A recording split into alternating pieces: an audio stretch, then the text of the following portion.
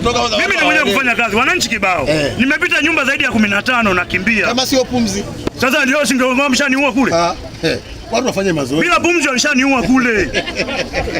Mimi mazoezi nafanya brother. Si ndio hapo? Afu wanakuchukulia wao. Yaani bila pumzi mimi ningekuwa nimeua kule kule. Tatizo anaangalia. Na pale ulipobananishwa pale walikufungulia wao.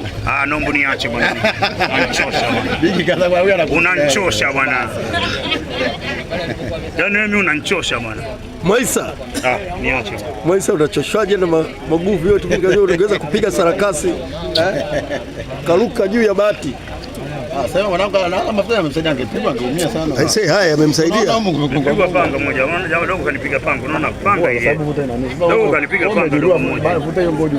Dogo kanipiga panga. Unajua hata kuonyesha majeraha rafiki yangu. Haina shida, acha hivyo hivyo sitaki kuonyesha. Ila dogo kanipiga panga kwa sababu.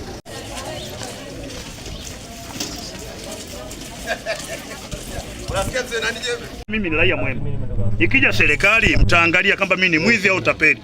Wote wamenipiga na mapanga. Katika maambushi zote ambayo umekuta wakifanya kuondoa, polisi wanakuepa. Mwandishi wa habari, yani mimi wewe nielewe kitu kimoja, nikwambie kitu kimoja. Sawa?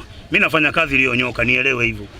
Sawa brother, nimekuambia. Siku zote unafanya bila polisi. Yani nafanya huwa wote wanapewa taarifa. Si unanielewa Kiswahili? Huwa wanapewa taarifa mote. Hawezi akaja mtu bila taarifa kwenye nyumba ya mtu. Taarifa kote zinapita. Sawa brother? Wewe ni hoji unavyoweza wewe, lakini mimi nitakujibu hivyo. Mwaka